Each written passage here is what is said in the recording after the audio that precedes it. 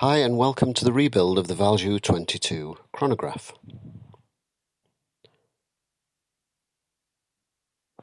Making sure that the dial screws are still fitted to the main plate, we add the setting lever screw, the barrel complete, the ratchet wheel, a small amount of lubrication on the centre wheel hole, D5, followed by fitting of the train, the escape wheel, the fourth wheel with its extended pivot to drive the chronograph works, the third wheel and the centre wheel.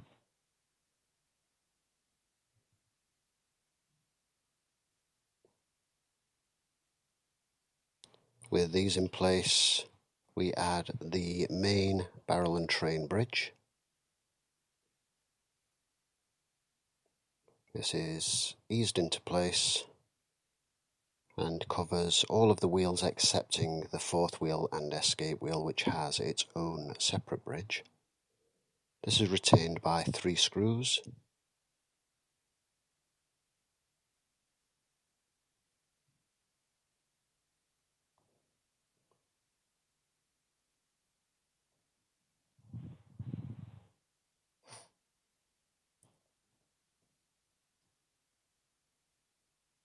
With these in place, the bridge for the fourth wheel and the escape wheel is fitted, taking care to locate the jewel hole over the extended pivot of the fourth wheel. And this is retained with 2 screws, all of these screws being the same. The freedom of the train bridge is tested by moving the barrel, and then we move on to the dial side and assemble the keyless works, starting with the clutch and the winding pinion.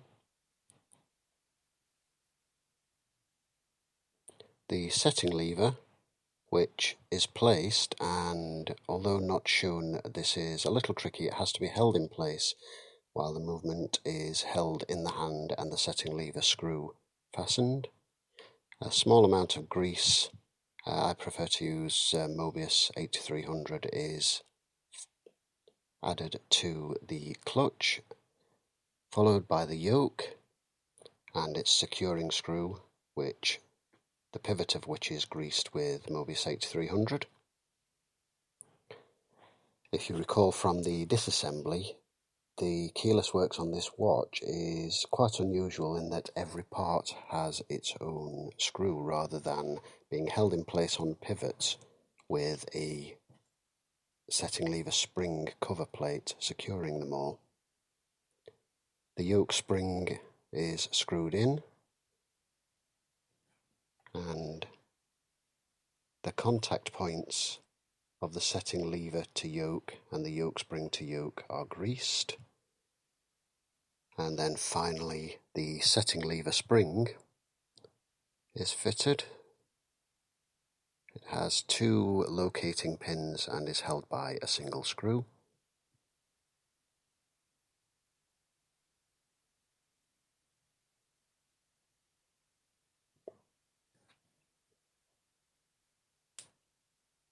And once this is in place, similarly to the rest of the keyless works, the contact points are greased with Mobius 8300.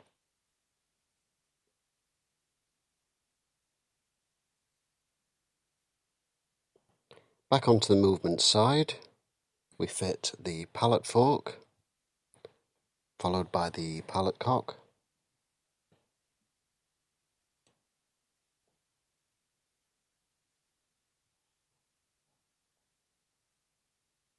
checking and making sure that the pivots are correctly located before pressing the pallet cock down into place, as it's very easy to break the fragile pivots of the pallet fork.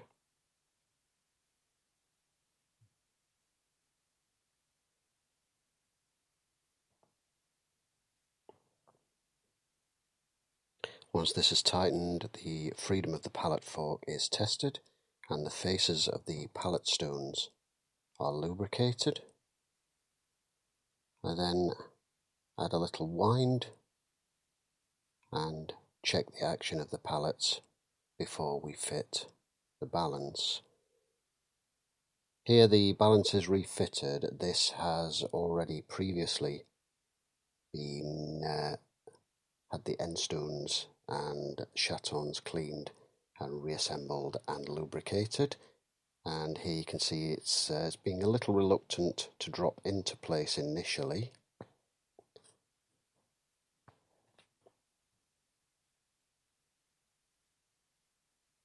But it does finally behave and drops into place and begins to beat very nicely, as you can see there. Unfortunately, I neglected to film a section showing the setting and beat and regulation of this movement, and that's a little bit of a shame because this is an unusual system that just uses a single mounting point for the stud, but also a very clever ratcheting system which moves the hairspring in or out fractionally to adjust the regulation. So there's only a single mounting point, as you would find on a free sprung balance, for example. Very, very nice. Back onto the dial side, we fit the cannon pinion using a little D5. Grease is also okay on the second wheel, and then D5 on the post for the minute wheel, the intermediate wheels,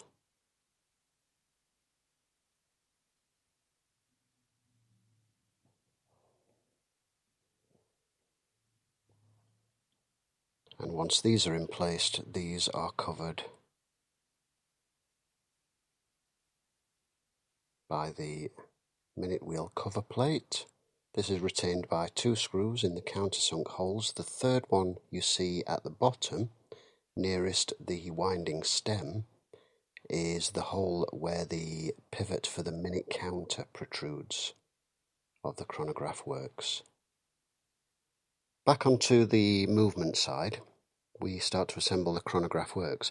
Ordinarily, I would recommend that anybody working on a Swiss chronograph should remove the balance before commencing refitting of the chronograph components, and in some cases it's advisable to remove the pallets also,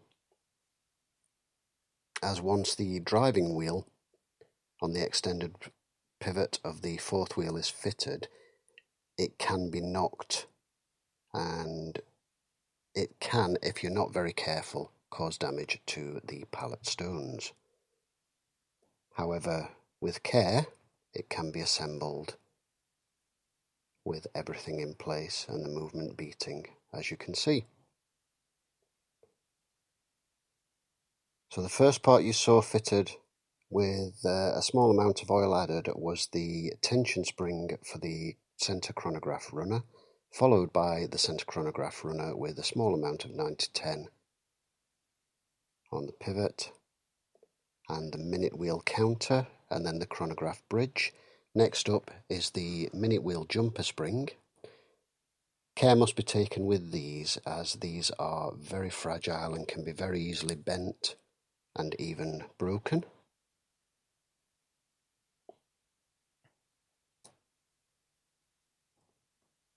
The action of that is tested by manually moving the minute wheel. A small amount of grease is applied to the underside of the column wheel or pillar wheel, and this is secured in place.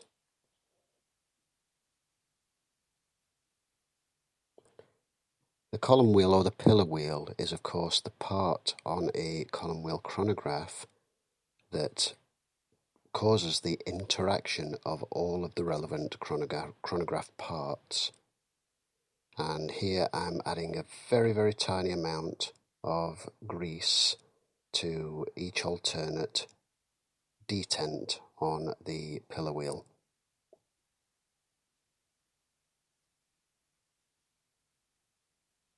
Next for assembly is the reset lever and the start-stop lever, which both sit on the same pivot, as you can see here.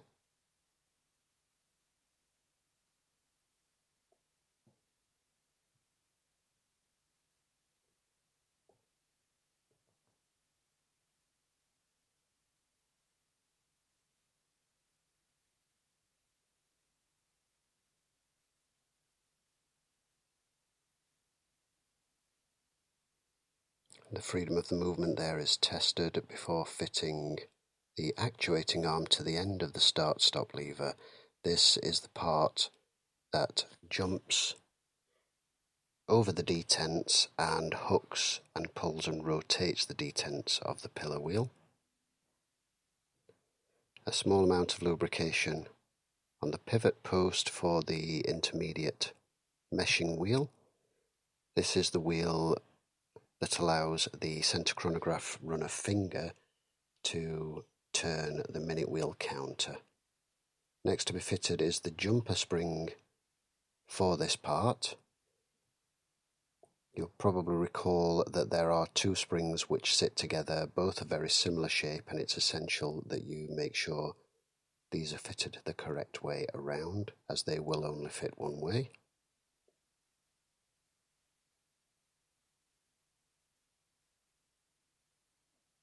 Here I'm adding a small amount of lubrication at the contact points of that spring and just testing the action, as you can see there. Similarly, the pivot point,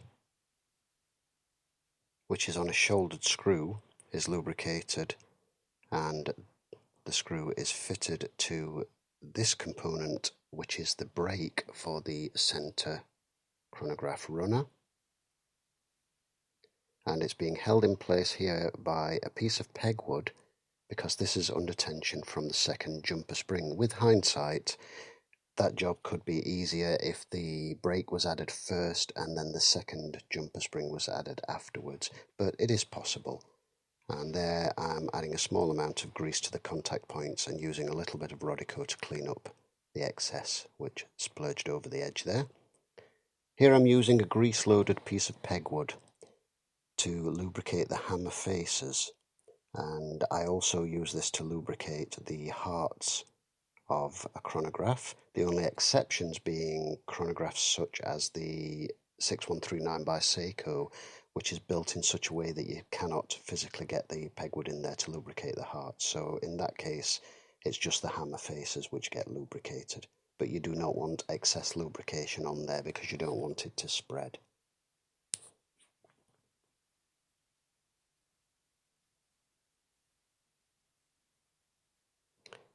And once the hammers are fitted, the hammer actuating spring is fitted and screwed down, and you can see that being tested here. And again, the mating faces, where metal touches metal, are greased.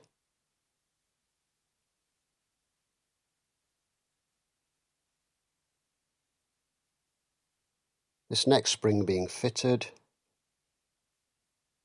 is the jumper spring for the pillar wheel.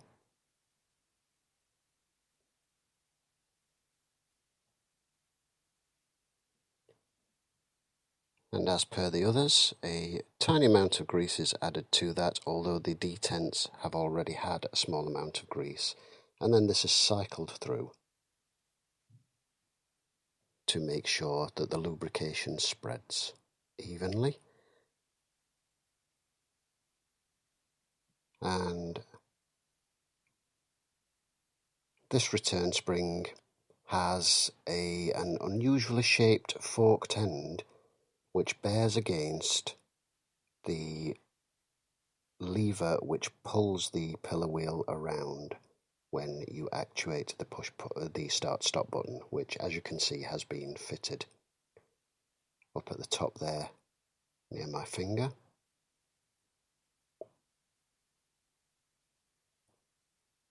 So a small amount of grease is added to the large screw head, the underside, which sits over this particular lever and ensures that it doesn't slip out of place. The tiny amount of grease there making sure that it doesn't cause undue friction and scraping of any metal parts, and there we can see that being tested. Here I've removed that large screw as I had thought that the clutch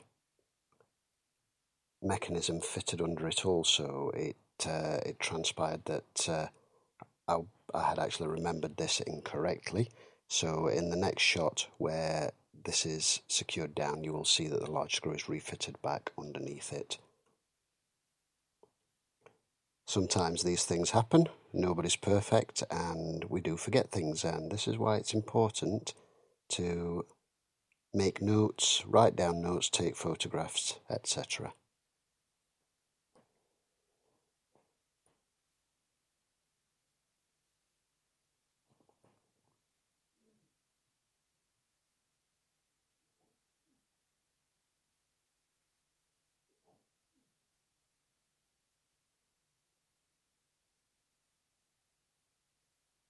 And here I'm fitting the return spring for the clutch mechanism.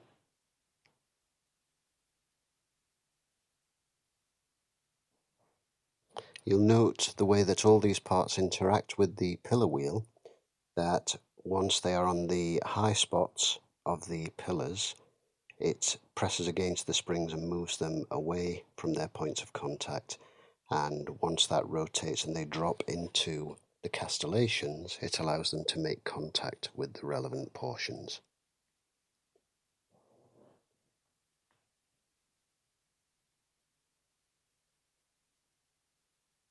At this point we're very nearly complete, and the chronograph components are almost all together.